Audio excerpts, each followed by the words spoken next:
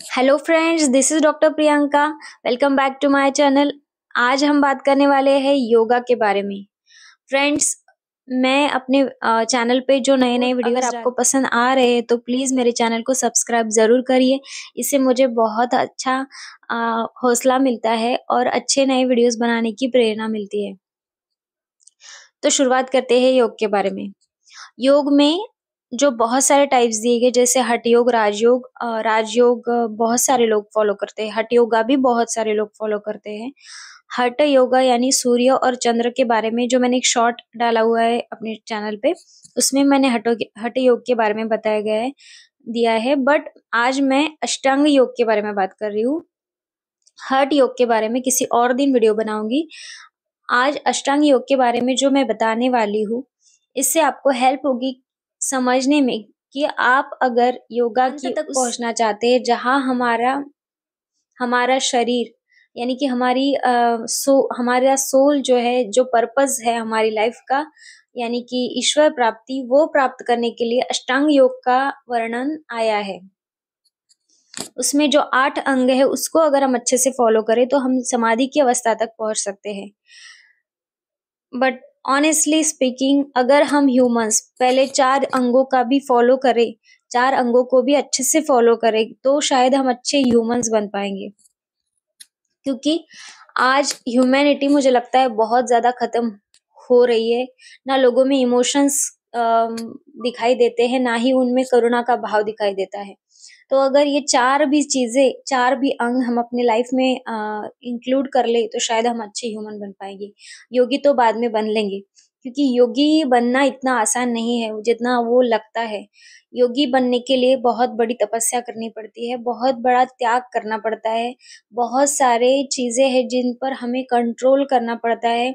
जैसे खुद के इंद्रियों को कंट्रोल करना इतना आसान नहीं होता। ऋषि विश्वामित्र को भी, इतने बड़े ऋषि होके भी, वो अपने इंद्रियों के जब उनकी इंद्रियां उनके वश में नहीं रही, एक इंद्रिय केवल आंखों की वजह से उन्होंने अपना सारा तपस खो दिया था। तो सोचो, हम तो कलयुगी मानव है। कलयुगी मानवों को तो मुझे लगता है सिंपल जो नियम्स है, ये सिंपल जो रूल्स है, अगर वो अच्छे से फॉलो कर ले तो बहुत ज्यादा अच्छा होगा उनके लिए, ह्यूमैनिटी के लिए। तो अष्टांग योग के बारे में बात कर रहे थे। अष्टांग योग में 8 अंग जो है, जो सबसे पहले है यम, देन है नियम, आसन, प्राणायाम, प्रत्याहार, धारणा, ध्यान और समाधि। अब यम में आते हैं 5, जिसमें है अहिंसा, सत्य, अस्तेय, ब्रह्मचर्य, अपरिग्रह। देन आता है आपके इसमें नियम में आते हैं शौच, तप, संतोष, स्वाध्याय और ईश्वर प्रणिधान। देन आते हैं आसन, यम नियम आसन। जो सारे आसन हैं, जैसे पद्मासन, वज्रासन, ये वाले सारे आसनों में ही इंक्लूड है। देन है प्राणायाम। जो प्राणायाम है उसमें है बाह्य वृत्ति प्राणायाम, अभ्यंतर वृत्ति प्राणायाम, जो 3 प्रकार के बताए हैं प्राणायाम। देन आता है यम नियम आसन प्राणायाम प्रत्याहार। हाँ, प्रत्याहार यानी कि आपकी इंद्रियों को कंट्रोल में रखना। अगर आपका मन आपकी इंद्रियों को कंट्रोल में रख पा रहा है तो उसे हम कहेंगे प्रत्याहार। उसके बाद की स्टेज आती है धारणा, ध्यान और समाधि। ये तीनों डिफिकल्ट लेवल इसलिए भी है क्योंकि जैसे जैसे हम अपने मन को कंट्रोल करने लगते हैं या अपने मन को वश में करने के प्रयास करते हैं, तो बहुत सारे ऐसी चीजें हैं जो अपोज करती है। हमारे ही दुर्गुण या हमारी ही इंद्रियां हमारे वश में नहीं होती, तो उनको कंट्रोल करना इतना आसान नहीं होता। इसलिए योगी जन जो है वो बहुत बड़े तपश्चर्या करते हैं ताकि वो अपना मन कंट्रोल कर सके। पर हम ह्यूमंस के लिए, अगर हम कॉमन पीपल के लिए, अगर हम ये पहले वाले 4 यानी यम नियम आसन प्राणायाम और प्रत्याहार तक भी अच्छे से पहुंच जाए तो शायद हम अच्छे ह्यूमंस बन पाएंगे। क्योंकि बहुत सारे लोग आजकल अहिंसा का तो फॉलो करते हैं, बट सत्य, कितने लोग हैं जो सच बोल पाते हैं? क्योंकि सच बोलना एक बहुत मुश्किल काम होता है। झूठ बहुत आसान होता है बोलना, बहुत ज्यादा आसान। और झूठ लोग पचा भी लेते हैं बहुत जल्दी, बट जो सच होता है वो बहुत मुश्किल होता है, डाइजेस्टेबल भी नहीं होता, क्योंकि सत्य अगर आप किसी को सुनाने जाओ तो वो उस बात को एक्सेप्ट ही नहीं करेंगे कि हाँ ये सत्य है। इसलिए अगर हम एक चीज अपने लाइफ में फॉलो करना शुरू करें कि जितना हो सके हम सच बोले। अगर बहुत ज्यादा नीड है कि नहीं अब झूठ बोलना ही पड़ेगा या झूठ बोलने की बहुत ज्यादा जरूरत है या जिस झूठ से किसी का नुकसान नहीं हो रहा है तो आप वो झूठ बोल सकते हैं, बट बहुत कम। अगर कोशिश करें कि ज्यादा से ज्यादा सच ही बोले, अगर नहीं हो रहा है तो ना ही बोले, मतलब बोले ही मत, ना झूठ ना सच। ये भी नियम अगर हम फॉलो करने लग जाए तो यम को फॉलो कर लेंगे।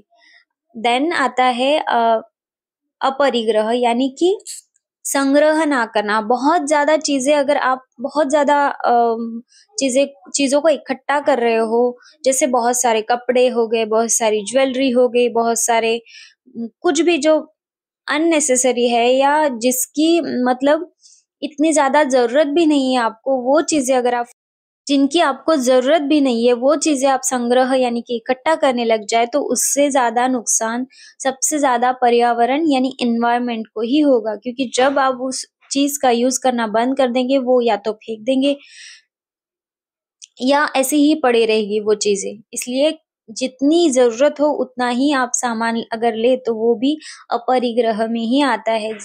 जितने आपको लगता है कि ये नेसेसरी ही है लेना तो ही आप वो चीजें खरीदे, ज्यादा इकट्ठा ना करें, ना अपने घर में ना अपने वार्डरोब में।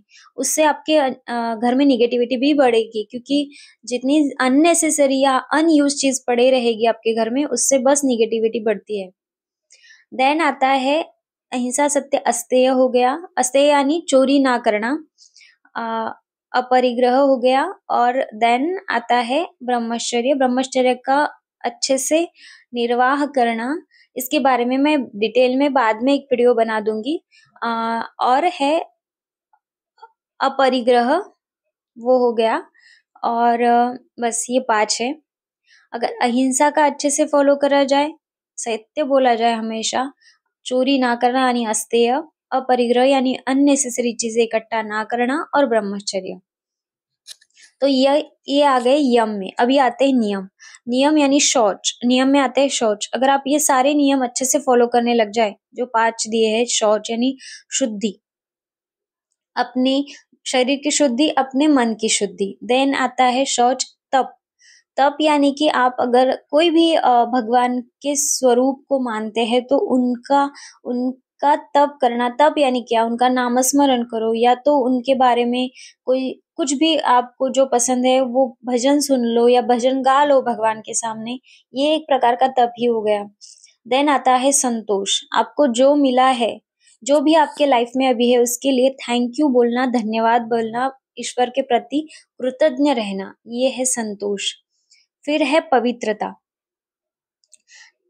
स्वाध्याय। स्वाध्याय में आता है कि खुद का आकलन करना। मुझे बचपन में याद है हम स्वाध्याय में जाते थे, जहाँ पे हमें बहुत सारी चीजें सिखाई जाती थी कि आप ऐसे करो, सुबह उठ के आपको ये करना है, कराग्रे वस्ती लक्ष्मी करना है, हाथ को देखो, पृथ्वी को दर्शन कर लो, फिर अपने माता पिता को दर्शन कर लो, नमस्कार कर लो, भगवान जी को नमस्कार कर लो। ये सारी चीजें हमें स्वाध्याय में सिखाई जाती थी। बट आप लिटरली अगर स्वाध्याय का मीनिंग लोगे तो उसका अर्थ होगा स्व अध्ययन। तो स्व अध्ययन मतलब खुद को एनालाइज करना कि मेरी से क्या गलती हो रही है, या दिन भर में मैंने किसी को जानबूझ के हर्ट किया क्या, मैंने दिन भर में किसी को जानबूझ के तकलीफ पहुंचाई क्या, या फिर मेरे शब्दों से किसी को दुख पहुंचा क्या, या फिर मेरे बर्ताव से किसी को ऐसा हर्ट हुआ क्या, या किसी की आंखों में आंसू आए क्या मेरी वजह से, या किसी को मैंने तकलीफ दी क्या। ये सब आता है स्वाध्याय में। इसका आपको थोड़ा सा खुद के बारे में रात को सोते समय बस एक बार खुद को ऑब्जर्व कर लो कि हाँ आज दिन में क्या हुआ, उस चीज के लिए थैंक यू भी बोल सकते हो आप। और बहुत सारी अगर मिस्टेक्स तो होती ही रहती है हर एक इंसान के हाथों, हम ह्यूमंस है, आफ्टर ऑल हमारे हाथों एक ना एक मिस्टेक तो हो ही जाती है दिन भर में। तो उसको बस दोबारा रिपीट ना करने की कोशिश कर सकते हैं हम। और उसकी हाँ मन में आगे से मैं ऐसा नहीं करूंगी या नहीं करूंगा, जानबूझ के किसी को हर्ट नहीं करूंगी। देन आता है ईश्वर प्रणिधान, यानी कि भगवान के प्रति समर्पित रहना, भगवान को थोड़ा वक्त देना, उनके सामने बैठ के पूजा अर्चना, आपका जो भी रूटीन है उसको करना। देन है आसन। आसन आप बहुत सारे टेढ़े मेढ़े आसन करने की आपको जरूरत नहीं है, जैसे मयूरासन कर सकते हो गया, बारे में बात कर रहे थे। मयूरासन जो है वो आपको करने की जरूरत नहीं है। बहुत सारे हार्ड आसन होते हैं जो हमें लगता है कि हाँ ये सारे लोग जो योगा क्लासेस वाले होते हैं वो बहुत सारे टेढ़े मेढ़े आसन करके हमें दिखाते हैं, बट वो सारे आसन करने की आपको जरूरत नहीं है। बस बेसिक से कुछ आसन अगर आप कर ले फॉलो, सिंपल से आसन, पर्वतासन, त्रिकोणासन, या फिर आसन, अधोमुख श्वानासन, और जो सिंपल से आसन है वो आप कर ले तो भी आपकी बॉडी हेल्दी रहेगी और आप फिट रहेंगे। प्राणायाम जो हमारे लाइफ का सबसे बेस्ट गिफ्ट है मुझे लगता है। अगर कोई इंसान बस प्राणायाम को भी फॉलो कर लेना तो वो बहुत सारी चीजें उसकी हील हो सकती है, वो अंदर से हील हो सकता है। सो 4 हो गया प्राणायाम। देन है प्रत्याहार, अपने मन तथा इंद्रियों को अंतर्मुखी करना, यानी अपने अंदर झांकने की कोशिश करना, उसको बोलते हैं प्रत्याहार। फिर धारणा, ध्यान और समाधि, जो मैंने बताया है आपको कि बहुत सारा स्टेजेस पार करने के बाद ही हम उस तक पहुंचते हैं। तो धारणा में भी आपका मन जब टोटली एकाग्र हो जाता है अपने एक ही केंद्र पे, या तो भ्रू मध्य या तो नाभि मध्य में या तो यहाँ, तो उसको बोलते हैं धारणा।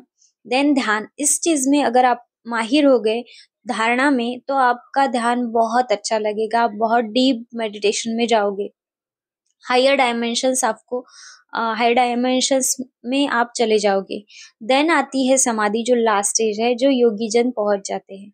सो ये हो गए अष्टांग योग।